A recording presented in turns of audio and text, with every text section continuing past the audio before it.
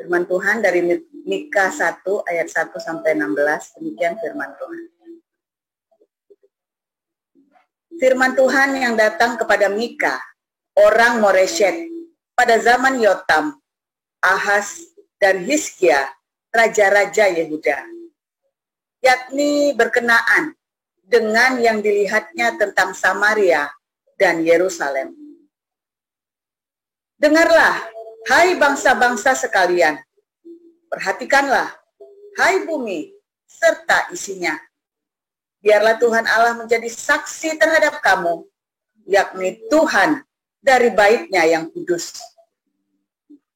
Sebab sesungguhnya Tuhan keluar dari tempatnya dan turun berjejak di atas bukit-bukit bumi.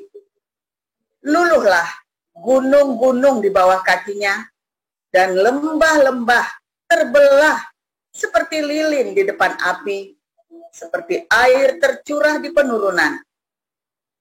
Semuanya ini terjadi karena pelanggaran Yakub dan karena dosa kaum Israel. Pelanggaran Yakub itu apa? Bukankah itu Samaria? Dosa kaum Yehuda itu apa? Bukankah itu Yerusalem? Sebab itu, aku akan membuat Samaria menjadi timbunan puing di padang, menjadi tempat penanaman pohon anggur. Aku akan menggulingkan batu-batunya ke dalam lembah dan akan menyingkapkan dasar-dasarnya. Segala patungnya akan diremukkan, segala upah sundalnya akan dibakar, dan segala berhalanya akan kuhancurkan. Sebab dari upah sundal dikumpulkan semuanya itu, dan akan kembali menjadi upah sundal. Karena inilah, aku hendak berkeluh kesah dan meratap, hendak berjalan dengan tidak berkasut dan telanjang, hendak melolong seperti serigala, dan meraung seperti burung unta. Sebab lukanya tidak dapat sembuh, sudah menjalar ke Yehuda, sudah sampai ke pintu gerbang bangsaku, ke Yerusalem. Di Gad, janganlah sampaikan berita, janganlah sekali-kali menangis. Baiklah gulingkan dirimu dalam debu di Bet Le Afra. Berkemaslah, hai penduduk Safir, dengan telanjang dan malu. Tidak berani keluar penduduk Zaanan.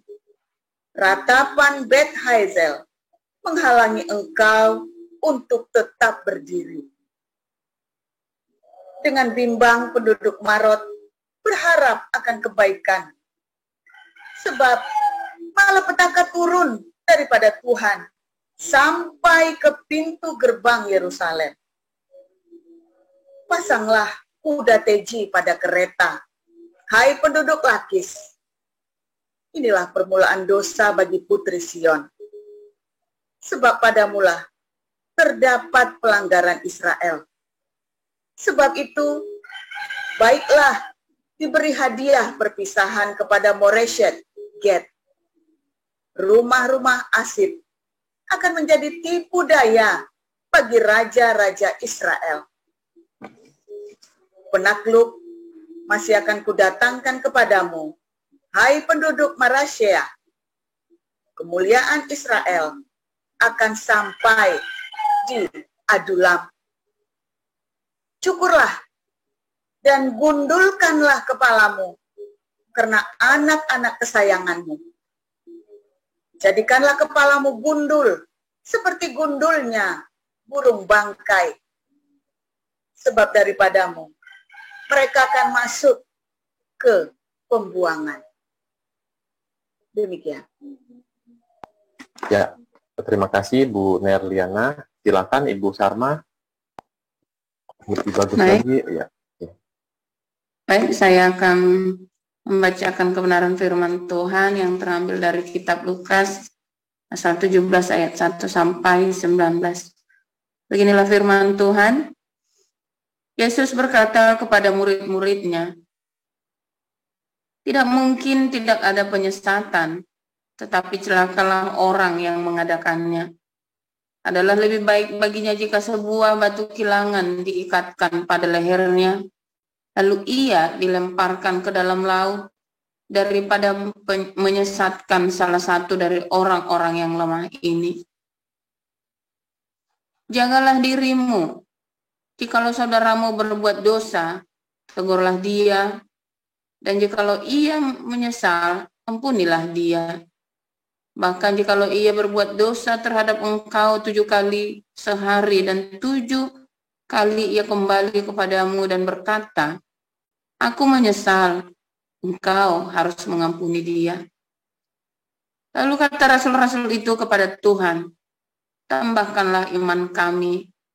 Jawab Tuhan, kalau sekiranya kamu mempunyai iman sebesar biji sesawi saja, kamu dapat berkata kepada pohon ara ini, terbantullah engkau dan tertanamlah di dalam laut, dan ia akan taat kepadamu. Siapa di antara kamu yang mempunyai seorang hamba yang membajak atau mengembalakan ternak baginya, akan berkata kepada hamba itu setelah ia pulang dari ladang, mari segera makan. Bukankah sebaliknya ia akan berkata kepada hamba itu, sediakanlah makananku, ikatlah pinggangmu dan layanilah aku sampai selesai aku makan dan minum. Dan sesudah itu, engkau boleh makan dan minum. Adakah ia berterima kasih kepada hamba itu, karena hamba itu telah melakukan apa yang ditugaskan kepadanya? Demikian juga lah kamu. Apabila kamu telah melakukan segala sesuatu yang ditugaskan kepadamu, hendaklah kamu berkata, kami adalah hamba-hamba yang tidak berguna, kami hanya melakukan apa yang kami harus lakukan. Dalam perjalanannya ke Yerusalem, Yesus menyusur perbatasan Samaria dan Galilea. Ketika ia memasuki suatu desa, datanglah 10 orang kusta menemui dia. Mereka tinggal berdiri agak jauh dan berteriak, Yesus, Guru, kasihanilah kami. Lalu ia memandang mereka dan berkata, pergilah, perlihatkanlah dirimu kepada imam-imam. Dan sementara mereka di tengah jalan, mereka menjadi tahir. Seorang dari mereka, ketika melihat bahwa ia telah sembuh, kembali sambil memuliakan Allah dengan suara nyaring. Lalu tersungkur di depan kaki Yesus dan mengucap syukur kepadanya. Orang itu adalah seorang Samaria. Lalu Yesus berkata, bukankah ke-10 orang tadi semuanya telah menjadi tahir? Di manakah 9 orang itu? Tidak adakah di antara mereka yang kembali untuk memuliakan Allah selain daripada orang asing ini? Lalu ia berkata kepada orang itu, berdirilah dan pergilah, imanmu telah menyelamatkan engkau. Demikian. Ya, terima kasih Bu Sarma. Silakan Ibu Lilis. Baik. Atas pertanyaan orang-orang Farisi, apabila kerajaan Allah akan datang, Yesus menjawab katanya, kerajaan Allah datang tanpa tanda-tanda lahiriah. Juga orang tidak dapat mengatakan, lihat, ia ada di sini atau ia ada di sana. Sebab sesungguhnya kerajaan Allah ada di antara kamu. Dan ia berkata kepada murid-muridnya, akan datang waktunya kamu ingin melihat satu daripada hari-hari anak manusia itu, dan kamu tidak akan melihatnya. Dan orang akan berkata kepadamu, lihat, ia ada di sana. Lihat, ia ada di sini. Jangan kamu pergi ke situ. Jangan kamu ikut. Sebab sama seperti kilat memancar dari ujung langit yang satu ke ujung langit yang lain. Demikian pula lah kelak halnya Anak Manusia pada hari kedatangannya. Tetapi ia harus menanggung banyak penderitaan dahulu dan ditolak oleh angkatan ini. Dan sama seperti terjadi pada zaman Nuh, demikian pula lah halnya kelak pada hari-hari Anak Manusia. Mereka makan dan minum, mereka kawin dan dikawinkan. Sebab, sampai kepada hari Nuh masuk ke dalam bahtera. Lalu datanglah air bah dan membinasakan mereka semua. Demikian juga seperti yang terjadi di zaman Lot. Mereka makan dan minum, mereka membeli dan menjual, mereka menanam dan membangun.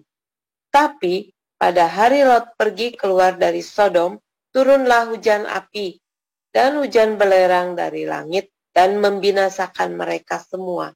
Demikianlah halnya kelak pada hari di mana Anak Manusia menyatakan dirinya.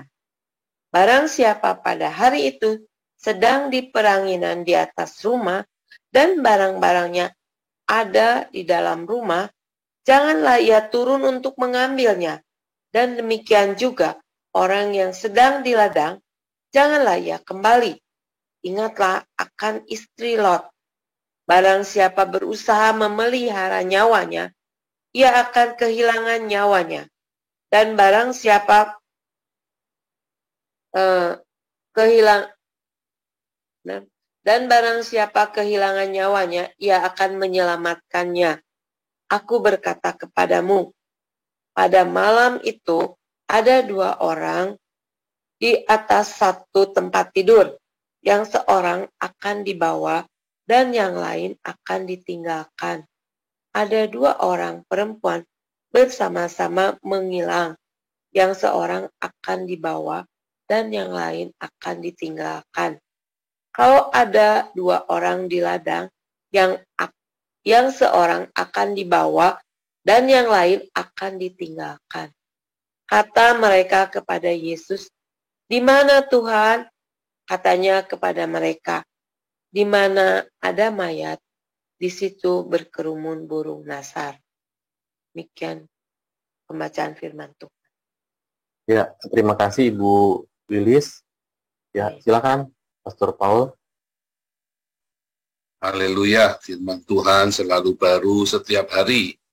Saudara, ketika kita menanti-nantikan Tuhan dengan sungguh hati dalam sedek hatikfah, saudara ya, dengan hati yang murni, dengan ketulusan hati kita, saudara, dengan kebenaran, itu sedek, dengan bersedekah, ya.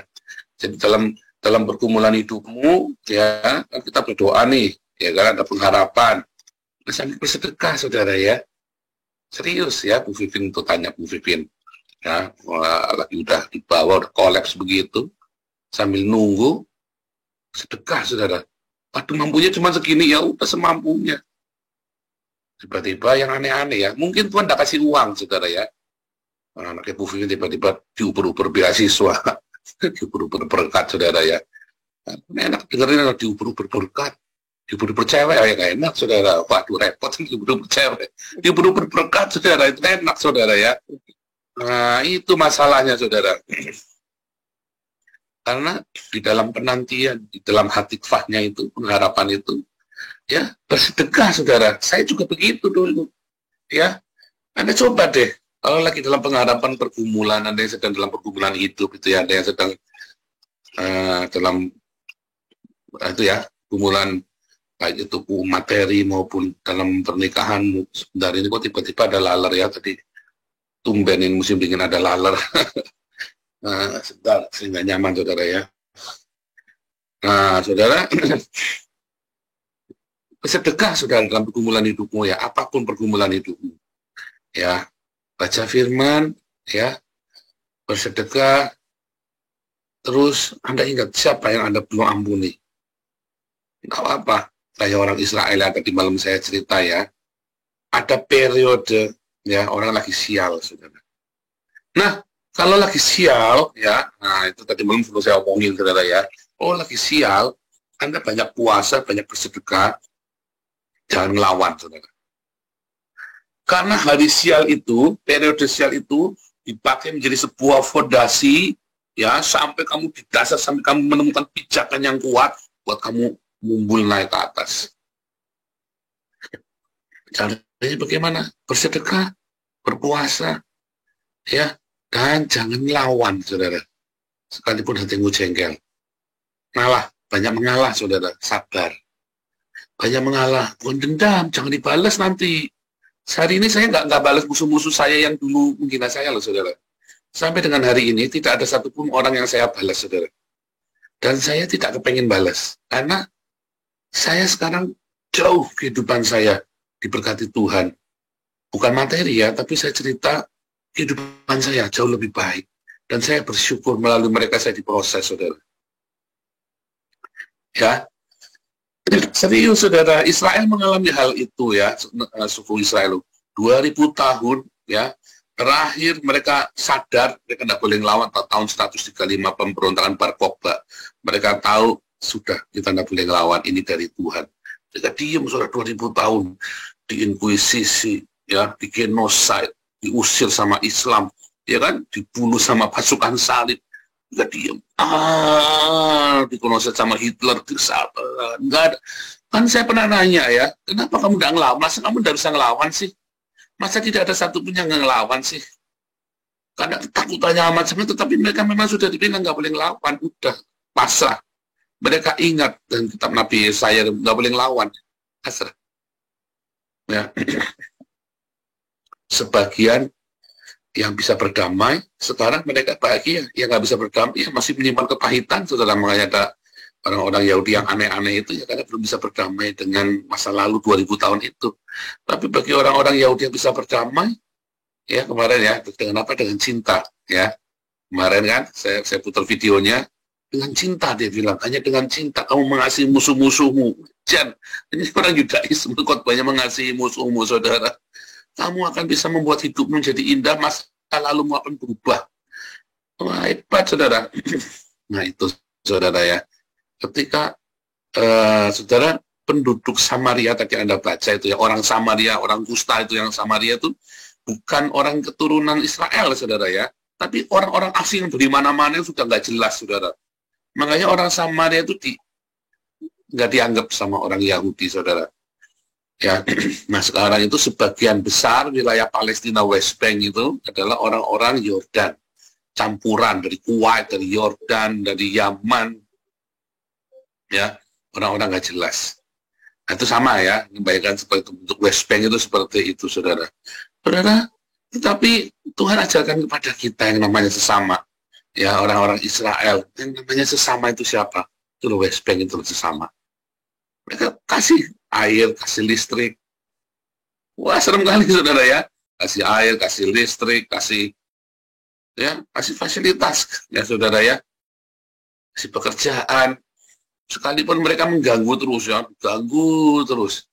Itu cara Israel membalasnya. Kemarin kita bilang, kita cerita, ya, ketika Hizbullah kirim kotoran yang dari Gaza, kirim kotoran manusia, sama Benyamin Netanyahu dikirim teknologi tingkat tinggi, saudara. Entah itu cita benda, entah cita enggak. Tetapi Benyamin Netanyahu selalu menawarkan bantuan. Rumah sakitnya Mahmud Abbas lagi sakit dibawa ke nguing-nguing ke Tel Aviv, saudara, ya. Ke Yerusalem, ke Tel Aviv, ke Yerusalem, ya. Sembuh, saudara. Mahmud Abbas itu sudah mau mati dulu, ya. Nah, sembuh, saudara. Ya. Dan dikasih pulang. Nggak ditawan, nggak ditangkap. Dikasih pulang, nggak apa-apa. Dan banyak sekali orang-orang yang dari West Bank itu, ya, diselamatkan, ya, dan banyak yang mendapatkan pertolongan. Ada yang berterima kasih, ada yang enggak, ada yang malah ngelawan, ada yang sama. Kita kalau nolong orang begitu, jangan marah, ya, jangan marah apa-apa yang lalu dimarah-marahi orang, dihina-hina, ya, jangan marah, biar enggak apa-apa. Pokoknya tetap rendah hati. Lah gimana? Pokoknya tadi bilangnya apa tadi? Ya, kami ini hanya hamba-hamba sederhana yang melakukan apa yang seharusnya kami lakukan. Kami ini hamba yang tak berguna. Itu Pak Apeng, jangan marah. Pak ini orang yang rendah hati sekali, saudara. Saya tahu banyak yang ngomelin dia gara-gara melanggar prosedur, nggak dikasih. Dia malah ingin ditegur yang dikomplain habis-habisan, saudara ya. Ya, Pak Apeng bilang, ya jawabnya gitu saja. Saya ini hanya hamba yang tak berguna, yang melakukan kehendak Tuannya. Tuhan kita Yesus Kristus. Ya, yang melakukan kehendak Tuhan kita Yesus Kristus. Itu aja Pak Apeng. Ya memang begitu. Lagi mana jawabnya? Nggak usah marah-marah, saudara ya. Ya, pengurus nanti ya. Nanti kita mulai dapatkan banyak sekali pengurus ya. Ada mentor-mentor yang mengajar ya di dalam pemuritan. Komunitas kita makin besar, saudara ya. Banyak orang yang suka sekali bergabung dengan kita, saudara ya, karena katanya orang yang lucu-lucu, baik-baik, saudara ya. Senang sekali ya saya dapat laporan-laporan seperti itu. Saya kok hati saya, Tuhan terima kasih Tuhan kok buat komunitas ini bertumbuh ya. Yang tadinya dulu senggol bacok semua, ya orang udah kayak saya semua senggol bacok. Saudara udah bertumbuh, saudara udah mulai berubah. Yang tadinya suka gegeran, sekarang nggak banyak berubah, saudara. Komunitas kita bertumbuh ya. Dulu tiap minggu mesti ada yang gegeran ya kita dulu ya. Sampai saya capek, sampai saya berdoa, bener nggak sih Tuhan ini salah, jangan-jangan kita salah lagi bikin komunitas begini nih. Tiap minggu mesti ada yang gegeran ya, saudara dulu ya. Saya ingat sekali ya, kalau masih ceker babi, kapal oleng, gantian mesti ada yang gegerannya dulu di Damaris ya. Sekarang bisa nggak ada ya, saudara ya. Ya sekali dua kali namanya salah paham debat di WhatsApp, saudara ya, tapi demi kebaikan. Itu saudara ya. Wah, sekarang Damar Kasih itu stabil sekali, saudara ya. Stabil sekali ya. Dulu Pak Charles ya. Wah, Pak Charles juga emosian. Sekarang udah bertobat Pak Charles. Sekarang sudah jadi orang kaya Pak Charles. Diberkati Tuhan luar biasa. Tinggal di Medan sekarang ya. Pak Charles pengurus yayasan yang memulai diakonia kita itu Pak Charles, saudara ya, dulu ya. Yang memulai kita sama Pak Apeng. Sama Pak Apeng ini dulu yang pertama kali mulai. Terus Pak Apeng ditinggal sama Pak Charles. Sian Pak Apeng. Nggak tahu kenapa tuh Pak Apeng tinggal. Aduh. Nah, Pak Apeng ini orang lama sekali ya. Pertama kali kita dulu diakonia, saudara ya, Pak Apeng dengan Pak Charles ini. Sabar Pak Apeng. Nah, luar biasa, saudara ya. Nah, saudara, ada satu hal ya yang kita mau belajar. Kemarin kan kita lihat ya tentang Yunus yang nggak mau peduli dengan orang lain di luar kaumnya atau di luar levelnya dia, kamu nggak layak ya, sampai diajari sama Tuhan ya. Tetapi kita ini belajar ya. Sekarang di sisi sebaliknya. Nah, kalau Yunus kan di sisi yang di atas, dia merasa orang lain tidak layak buat dia, orang lain tidak layak menerima keselamatan. Sekarang di satu pihak, ini ada orang-orang yang dianggap hina, tetapi dia menghargai keselamatan. Orang-orang yang dianggap hina, tapi justru dia menghargai keselamatan dan tahu berterima kasih. Nah, kita ini adalah orang-orang Samaria itu, saudara. Ya, kita ini orang-orang Samaria yang kita tadinya dibuang, tadinya orang tidak jelas, tapi oleh karena kasih Kristus, kita boleh menerima keselamatan, diizinkan masuk dalam kerajaan surga. Kapan? Sekarang kerajaan surga itu. Hari ini kalau Anda menerima Yesus sebagai Tuhan dan Juru Selamat, Anda sedang ada dalam kerajaan Allah. Makanya ikutin aturannya. Karena kita sedang, ya kan, sesungguhnya kerajaan Allah itu datang padamu, ya kan? Kita sedang dalam kerajaan Allah. Kita ini orang-orang Samaria yang seharusnya tidak layak di dalam kerajaan Allah, tetapi kita diberi kelayakan. Nah, kalau sudah masuk, tahu diri. Tahu diri, bagaimana tahu dirinya? Ya, kita harus menghargai keselamatan itu, kasih karunia itu. Jangan main-main. Ya, jangan menyepelekan kasih karunia itu, saudara. Bagaimana sih orang berterima kasih? Seringnya, masalahnya kita mental pecundang itu, saudara. Kita nggak tahu berterima kasih, bagaimana kita menghargai. Bagaimana kita bisa menghargai keselamatan yang kita berikan, yang sudah kita terima. Ya, dengan kita, apa saudara? Mulailah dari bersedekah. Ya, mulailah dengan hidup yang kudus, jangan macam-macam dengan hidupmu. Ya, aduh, banyak yang sudah terima kasih karunia, tapi nggak mau hidup kudus, saudara. Ya masih suka pelacuran, masih suka selingkuh. Serius, saudara. Jangan main-main, masih suka WhatsApp-WhatsAppan porno atau ngerayu-ngerayu yang tidak baik, ya. Hati-hati, saudara. Jangan main-main. Jangan main-main dengan kasih karunia itu, saudara. Ketika kita menerima kasih karunia, ya, ada satu orang lain, tidak apa-apa, saudara. Mungkin buat orang Yahudi dia meludahi orang Kristen, ya, karena orang Kristennya juga salah. Dia di tanahnya orang Yahudi, dia teriak-teriak, orang Yahudi masuk neraka, kan geblek ini orang Kristennya sampai yang ngajarin. Kalau dia selama 2000 tahun yang nggak digantung, dibakar, orang Kristen yang bakarin, saudara, orang Yahudi ini yang gantungin. Entah salah apa, hanya gara-gara nggak mau ngakuin Trinitas, ya kan? Makanya kan orang Yahudinya begitu ada orang teriak-teriak begitu di tanahnya mereka langsung ingat kan trauma kan dengan sejarah masa lalu kan. Jadi Anda jangan salahkan orang Yahudi. Itu kan seperti orang-orang yang kenapa nggak mau terima Yesus kayak Martin Luther, ya. Mati-matian supaya orang Yahudinya terima Yesus, tetapi nggak taunya ditolak Martin Luthernya. Dari cinta jadi benci. Itu kelas disertasi saya tuh, saudara, ya. Dari cinta jadi benci. Seminar paper saya itu, ya. Dari cinta jadi benci Martin Luther, saudara. Wah, mereka memang layak mati. Benar-benar layak dihukum, ya. Mereka itu memang layak dihukum, kata Martin Luther. Wah, sama Hitler dipakai buat menggenosida 6 juta orang Yahudi, saudara. Kan geblek, saudara. Betul nggak? Makanya Anda jangan gumun kalau ada orang Yahudi ngeludahin orang Kristen. Ya, selama 1700 tahun. Ya, mereka dipersekusi oleh orang Kristen. Ya kan, dulu kan mereka mempersekusi kita, Pak. Dulu. Nah itu. Nah, terus gara-gara mereka mempersekusi kita mau balas-balasan. Itulah salahnya, saudara. Itulah salahnya. Ya, mau balas-balasan itu, ya. Coba kalau Hamas itu nggak balas, saudara. Ya, kalau Hamas berdiam diri, sudah jadi itu negara Palestina tahun 95, ya kan? Karena balas-balasan ruwet, ya. Benjamin Netanyahu kemarin ngomong, ya, waktu ketemu sama si Sunak itu, ya, Perdana Menteri Inggris, ya. Kalau saja, sebentar, bukan itu, ya. Sebentar, siapa yang bilang, ya, saya lupa itu kemarinnya. Jadi kalau saja, ya, seharusnya kita ini sudah kembali ke zamannya Yitzhak Rabin, zamannya perdamaian. Kalau saja Hamas mau ikutin perjanjian damai itu, kita sampai sekarang masih aman. Sampai hari ini kita sudah berdamai, berdampingan, ya. Mau balas-balasan sih, Anda juga jangan balas-balasan. Nggak ada sudahnya. Itulah berarti Anda tidak menerima kasih karunia itu, saudara. Anda tidak hidup dalam kerajaan Allah. Saudara, di dalam 2000 tahun orang Yahudi ini dia ya, terus tiba-tiba Tuhan Yesus bilang, ya, kenapa?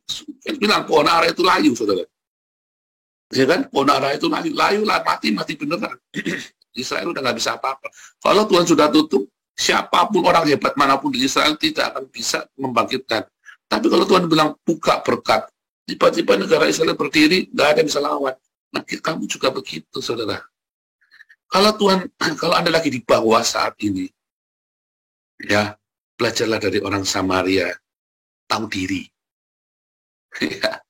Orang Samaria, West Bank itu kan, orang Samaria itu kan, tahu diri, saudara. Anda lagi di bawah, listrik airnya masih dari hasil Israel, ya, tahu diri.